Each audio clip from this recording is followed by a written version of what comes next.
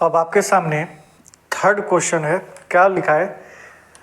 Recall pi is defined as the ratio of the circumference of a circle to its diameter. देखो बेटा, ये एक circle है, ठीक, और ये क्या है? डायमीटर है, ठीक है। ये जो बाउंड्री देख रहे हो, ये क्या होता है? सर्कमफेरेंस। और ये आपका क्या है? डायामीटर, ठीक है। इन देखो, इन दोनों के बीच का रेशियो क्या होता है? 22:7। आप 7 में पढ़कर आ चुके हैं, क्लास 7 में, कि इन दोनों के बीच का रेशियो, अगर ये सर्कमफेरेंस 22 होगा तो उसका डायमीटर क्या होता है? 7 होता है।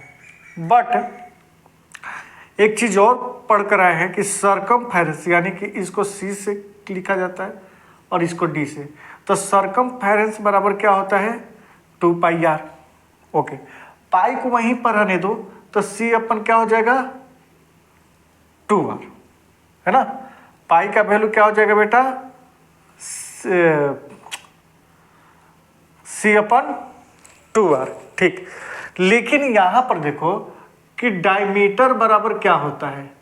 2r होता है। तो 2r के जगह पर मैं क्या लिख सकता हूं? 2r के जगह पर क्या लिख सकता हूं? तो यहां देखो, पाई बराबर C/2d, पाई बराबर C/d। ओके, 2d नहीं, d।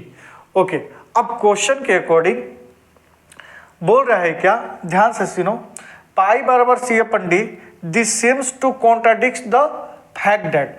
जब कॉन्ट्राडिक्स आया तो मैं यहां पर ऐसे कर सकता हूं, ये क्वेश्चन है, लेट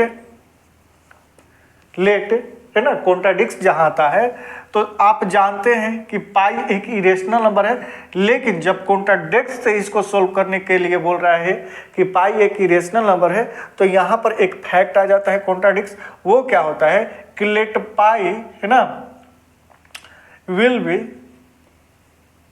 अ रेशनल नंबर, ठीक है। पाई को हम लोग क्या मान ले रहे हैं? एक रेशनल नंबर मान रहे हैं। तो पाई बराबर क्या हो जाएगा? C/d। पाई का वैल्यू क्या है? C/d, ठीक। अब ये किस फॉर्म में आ गया? किस फॉर्म में आ गया, है ना? तो form of rational number is P/Q के फॉर्म में। ये किस फॉर्म में आ गया बेटा? P/Q के फॉर्म में, है ना। C/d है, ये P/Q के फॉर्म में आ रहा है, ठीक है। तो मैं ऐसे लिख सकता हूं, है ना, कि C/d is a rational number. C/d क्या है? एक रेशनल नंबर है, P/Q के फॉर्म में है, तो भाई रेशनल नंबर है, कहना जरूरी है, ठीक है। लेकिन ये C/d किसके इक्वल है? पाई के इक्वल है कि नहीं है ना। C/d किसके इक्वल है? C/d पाई के इक्वल है। तो इसीलिए मैं लिखता हूं कि 10 pi is a rational number. क्या लिखना गलत होगा?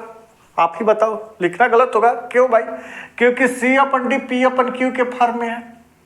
ओके, और जब P/Q के फॉर्म में है C/d, तो मैं बोल सकता हूं कि C/d is a rational number है।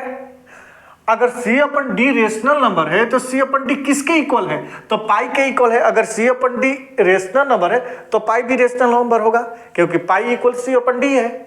ओके, तो इसलिए मैं लिखा कि 10 pi is a rational number. But अब यहीं पर ये कॉन्ट्राडिक्ट्स आ जाता है। But contradicts the fact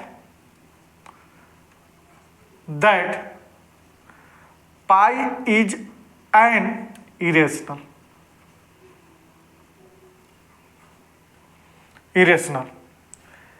Hence pi equal C upon D is N